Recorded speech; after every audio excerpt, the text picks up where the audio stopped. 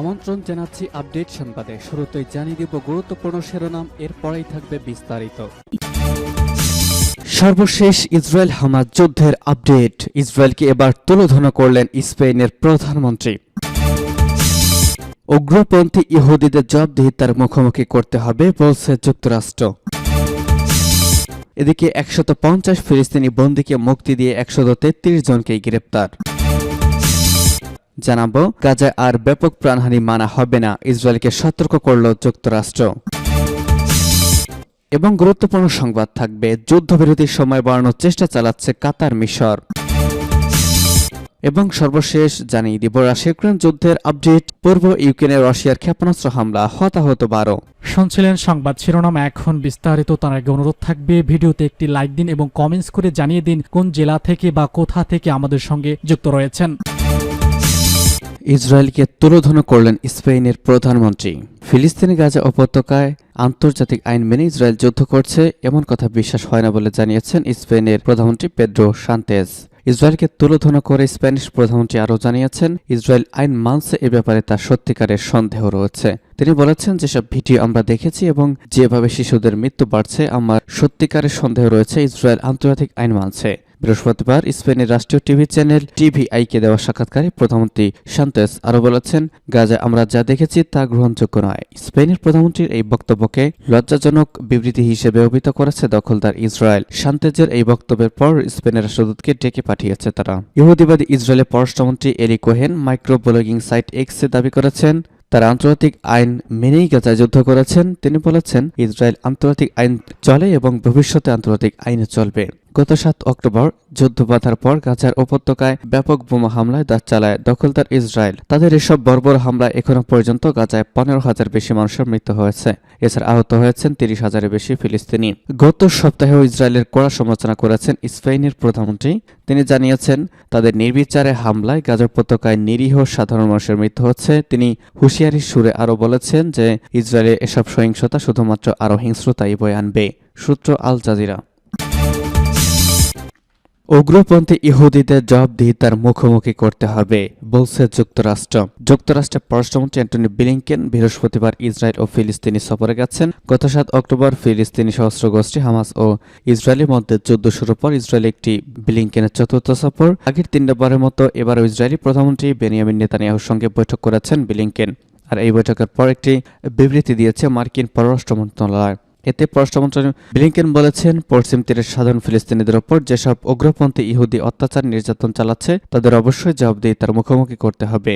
গতকাল পশ্চিম তীরে জেনিনে দখলদার ইসরায়েলি সেনাদের গুলিতে ৮ এবং ১৫ বছর বয়সী ২ সুসিহত হয়েছেন এবং এরপরে এমন মন্তব্য করলেন মার্কিন পররাষ্ট্রমন্ত্রী। হামাস ইসরায়েলের মধ্যে যুদ্ধ বাঁধার পর পশ্চিম তীরের সাধারণ ফিলিস্তিনিদের ওপর হামলা বাড়িয়ে দিয়েছে অবৈধ বসতি স্থাপনকারী ইহুদিরা। এছাড়া ইসরায়েলি সেনারাও সেখানে প্রতিদিনই হামলা চালাচ্ছে। গত ৭ অক্টোবর থেকে পশ্চিম তীরে ৩৩৮ ফিলিস্তিনির মৃত্যু হয়েছে বলে জানিয়েছে জাতিসংঘ, যার মধ্যে রয়েছে ৬৩ জন শিশু। এই ২৩৮ জনের মধ্যে ২২৯ জন ইসরায়েলি সেনাদের গুলিতে, ৮ জন উগ্রপন্থী ইহুদিদের হামলায় এবং অপর একজন সেনা ও উগ্রপন্থীদের যৌথ হামলায় প্রাণ হারিয়েছেন। অপরদিকে গাজা উপত্যকা ইসরায়েলের নির্বিচার হামলায় ১৫,০০০ বেশি ফিলিস্তিনি নিহত হয়েছেন। ব্রিটিশ সংবাদ মাধ্যম বিবিসি জানিয়েছে, আজ ব্লিংকেন ইসরায়েলি প্রধানমন্ত্রী নেতানিয়াহুকে বার্তা দিয়েছেন, যুদ্ধবিরতির পর যদি তারা গাজায় এবং দক্ষিণ তীরে আবারও সামরিক হামলা শুরু করতে চায়, তাহলে তাদের কৌশলে পরিবর্তন আনতে হবে, কারণ যুক্তরাষ্ট্র নতুন করে গাজায় হাজার হাজার মানুষের মৃত্যু দেখতে চায় না। যখন যুদ্ধ শুরু হয় তখন ইসরায়েলকে একতরফা সমর্থন দিয়ে গেছে যুক্তরাষ্ট্র, এমনকি গাজায় নির্বিঘ্নে হামলা চালাতে ইসরায়েলকে প্রায় প্রতিদিন অস্ত্র সরবরাহ করে গেছে মার্কিনিরা। তবে হাজার হাজার মানুষের মৃত্যুর পর তারা তাদের অবস্থানে পরিবর্তন এনেছে, সূত্র জানাচ্ছে বিবিসি। ১৫০ ফিলিস্তিনি বন্দীকে মুক্তি দিয়ে ১৩৩ জনকে গ্রেপ্তার। ফিলিস্তিনের স্বাধীনতাকামী যোদ্ধা ও ইসরায়েলের মধ্যকার যুদ্ধবিরতির শর্ত অনুযায়ী ৪ দিনে দেশীয় ফিলিস্তিনি বন্দীকে মুক্তি দিয়েছে তেল আবিব। এর মধ্যেই ফিলিস্তিনের অধিকৃত পশ্চিম তীর এবং পূর্ব জেরুজালেমে অভিযান ও গ্রেপ্তার অব্যাহত রেখেছে ইসরায়েলি সেনাবাহিনী। ফাত্তাহ শাসিত ফিলিস্তিনের এই অঞ্চল প্রায় বিনা বাধায় আগ্রাসন চালিয়ে যাচ্ছে নেতানিয়াহুর সেনারা। যুদ্ধবিরতির এই সময় অঞ্চলটি থেকে ঠিক কতজন ফিলিস্তিনিকে বন্দী করা হয়েছে তা জানিয়েছে কাতার ভিত্তিক সংবাদ মাধ্যম আল জাজিরা। স্থানীয় সময় শুক্রবার শুরু হওয়া হামাস ইসরায়েল যুদ্ধবিরতির অন্যতম শর্ত ছিল গাজায় কোনো প্রকার সামরিক অভিযান ও গ্রেপ্তার বন্ধ রাখতে হবে। এছাড়া প্রতি একজন ইসরায়েলি বন্দী মুক্তির বিনিময়ে মুক্তি দিতে হবে 3 জন ফিলিস্তিনি বন্দীকে। এই শর্তের আওতামুক্ত ফিলিস্তিনিদের সবাই ছিলেন পশ্চিম তীর ও পূর্ব জেরুজালেমের বাসিন্দা। তবে শর্তে পশ্চিম তীর ও পূর্ব জেরুজালেমে গ্রেপ্তার বন্ধের উল্লেখ না থাকায় সেখানে আরও এখনও নির্বিচার অভিযান গ্রেপ্তার চালিয়ে যাচ্ছে ইহুদিবাদী নেতানিয়াহু সেনারা। ফলে এই সময়ে মুক্তপ্রাপ্তি যে ফিলিস্তিনিদের সমান সংখ্যক নাগরিককে গ্রেপ্তার করেছে ইসরায়েল। চুক্তির শর্ত অনুযায়ী যুদ্ধবিরতির প্রথম 4 দিন 150 ফিলিস্তিনি বন্দীকে মুক্তি দিয়েছে ইসরায়েল। তাদের মধ্যে 117 জন শিশু এবং 33 জন নারী। একই সময় হামাস 69 জিম্মিকে মুক্তি দিয়েছে, যাদের মধ্যে 51 জন ইসরায়েলি এবং 18 জন অন্যান্য দেশের নাগরিক। আর এই সময় পূর্ব জেরুজালেম ও পশ্চিম তীর থেকে অন্তত 133 জন ফিলিস্তিনি নাগরিককে আটক করেছে ইসরায়েল। প্যালেস্টাইন প্রিজনার্স অ্যাসোসিয়েশনের কাছ থেকে এমন তথ্য পাওয়া গিয়েছে। সংগঠনটির মুখপাত্র আমানি সারাহ নেহবল জানিয়েছেন, যতদিন ইসরায়েলি দখলদারিত্ব বজায় থাকবে ততদিন ফিলিস্তিনিদের গ্রেপ্তার বন্ধ হবে না। মানুষকে অবশ্যই বুঝতে হবে এটি ফিলিস্তিনিদের বিরুদ্ধে দখলদারদের একটি কেন্দ্রীয় নীতি। এটি ফিলিস্তিনিদের যে কোনো ধরনের প্রতিরোধ আটকানোর একটি কৌশল। আমানি সারানেহ বলেছেন, ফিলিস্তিনিদের গ্রেপ্তার ইসরায়েল শুধু গত 7 অক্টোবর পর থেকেই করছে না, বিষয়টি ইসরায়েলের একটি দৈনন্দিন কাজ। যুদ্ধবিরতির প্রথম 4 দিনে আরও বেশি সংখ্যক ফিলিস্তিনিকে গ্রেপ্তার করা হয়েছে বলে তারা বলেছে।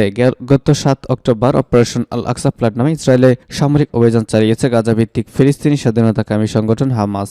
এ সময় প্রায় 250 ব্যক্তিকে আটক করেছে হামাস সদস্যরা। তারপর থেকে অবরুদ্ধ গাজায় নির্বিচারে বোমা হামলা চালাতে থাকে ইসরায়েল। তেল আবিবের এমন হামলায় প্রায় 15,000 ফিলিস্তিনি নিহত হয়েছেন, যাদের মধ্যে অন্তত 6,000 শিশু রয়েছে।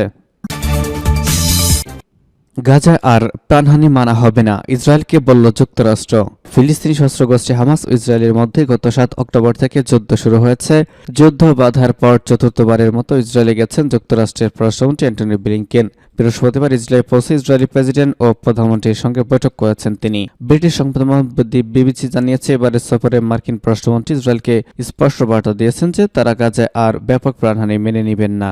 ইসরায়েলকে হুমকি দিয়েছে যুদ্ধবিরতি শেষ হওয়ার পরেই গাজায় আবারও হামলা শুরু করা হবে। নতুন হামলার লক্ষ্যবস্তু হবে গাজার দক্ষিণাঞ্চল, যেখানে বর্তমানে গাজার উত্তরাঞ্চল লাখ লাখ মানুষ আশ্রয় নিয়েছেন। উত্তরাঞ্চলে হামলা চালানোর সময় ধারণা করা হচ্ছে যে মানুষগুলোকে দখলদার ইসরায়েলি সেনারাই দক্ষিণ দিকে সরে যেতে বলেছে। যুক্তরাষ্ট্র ইসরায়েলকে বার্তা দিয়েছে যে যদি তারা দক্ষিণাঞ্চলে কথিত সামরিক অভিযান সম্প্রসারণ করতে চায় তাহলে কৌশলে পরিবর্তন আনতে হবে, যেন উত্তরাঞ্চলের মতো দক্ষিণাঞ্চলে হাজার হাজার মানুষের মৃত্যু না হয়। যুক্তরাষ্ট্রের এক উচ্চপদস্থ প্রশাসনিক কর্মকর্তা সংবাদ মাধ্যম ওয়াশিংটন পোস্টকে বলেছেন, উত্তরাঞ্চলে ইসরায়েল যা করেছে দক্ষিণাঞ্চলে তারা সেটি করতে পারবে না। মার্কিনদের কাছ থেকে ইসরায়েলকে যুদ্ধের গুরুত্বপূর্ণ সময় এমন বার্তা দেওয়া হয়েছে। গতকাল ইসরায়েলের যুদ্ধকালীন মন্ত্রিসভার সদস্য বেনি গান্তস হুঁশিয়ারি দিয়ে বলেছেন, যে কোনো মুহূর্তে হামলা শুরু হতে পারে। উপত্যকার যেখানে প্রয়োজন সেখানে লড়াই সম্প্রসারিত হবে, কোনো শহর বাকি থাকবে না। তবে যুক্তরাষ্ট্র এখনো পর্যন্ত যে বার্তা দিচ্ছে সেটি ইসরায়েল শুনেছে বলে জানিয়েছে বিবিসি। বিষয়টি স্পষ্ট হয়েছে ইসরায়েলের এক উচ্চ পদস্থ কর্মকর্তার বক্তব্যের মাধ্যমে। তিনি গতকাল সাংবাদিকদের বলেছেন, গাজার দক্ষিণাঞ্চলে তারা যে সামরিক অভিযান চালাবেন সেটি ভিন্ন হবে। তবে তিনি জানিয়েছেন, হতাহত হওয়ার বিষয়টি নির্ভর করে ফিলিস্তিনিদের উপর। তারা যদি সেফ জোনে চলে যায় তাহলে আর ইসরায়েলিদের হামলা শিকার হবে না, সূত্র জানাচ্ছে বিবিসি। এবং সর্বশেষ জানিয়ে দিব, যুদ্ধবিরতির সময় বাড়ানোর চেষ্টা চালাচ্ছে কাতার মিশর। ফিলিস্তিনি সশস্ত্র গোষ্ঠী হামাস ও ইসরায়েলের মধ্যে চলমান যুদ্ধবিরতির মেয়াদ আরও 2 দিন বাড়ানোর চেষ্টা চালাচ্ছে কাতার ও মিশর। এই তথ্য জানিয়েছে মিশরের স্টেট ইনফরমেশন সার্ভিস। গত 24 নভেম্বর প্রথমবার 4 দিনের অস্থায়ী যুদ্ধবিরতিতে রাজি হয় হামাস ও ইসরায়েল। এরপর 2 দফা এটির মেয়াদ বাড়ানো হয়েছে। তবে আজ সকালে যুদ্ধবিরতির সময় শেষ হয়ে গিয়েছে। তবে মধ্যস্থতাকারী দেশ কাতার মিশর চাইছে এটির সময়সীমা বাড়াতে, যেন গাজা থেকে আরও ইসরায়েলি জিম্মি এবং ইসরায়েলি কারাগার থেকে আরও ফিলিস্তিনি বন্দী মুক্তি পান। হামাস ও ইসরায়েলের মধ্যে যে যুদ্ধবিরতি চলছে সেটির মেয়াদ আজ স্থানীয় সময় সকাল 7টায় শেষ হয়েছে, কিন্তু তার মিশর এবং কাতার প্রচেষ্টার একেবারে শেষ মুহূর্তে গিয়ে এটির সময় একদিনের জন্য বৃদ্ধি করা হচ্ছে। চুক্তি অনুযায়ী আজ 10 জিম্মিকে মুক্তি দিবে হামাস, অপরদিকে ইসরায়েল তাদের কারাগার থেকে 30 জন বন্দীকে মুক্তি দিবে। দুই পক্ষের যে চুক্তি হয়েছে এই মধ্যে তাতে বলা হয়েছে হামাস 1 জিম্মিকে মুক্তি দিলে ইসরায়েলি 3 বন্দীকে ছেড়ে দিবে। এদিকে গতকাল বৃহস্পতিবার যুদ্ধবিরতির মেয়াদ আরও বাড়াবে কিনা এ নিয়ে শঙ্কা দেখা দিচ্ছিল। গতকালই অবশ্য যুদ্ধবিরতি ভেস্তে যাওয়ার উপক্রম হয়েছিল, কিন্তু শেষ মুহূর্তে সেটি রক্ষা করা সম্ভব হয়েছে। যদি যুদ্ধবিরতির মেয়াদ বৃদ্ধি না হয় তাহলে আবারও লড়াই শুরু হবে। যুদ্ধবিরতি যখন নিয়ে অনিশ্চয়তা দেখা দিয়েছে তখনই নিজেদের যোদ্ধাদের জন্য প্রস্তুতি নেওয়ার বড় ঘোষণা দিয়েছে হামাস, সূত্র জানিয়েছে CNN।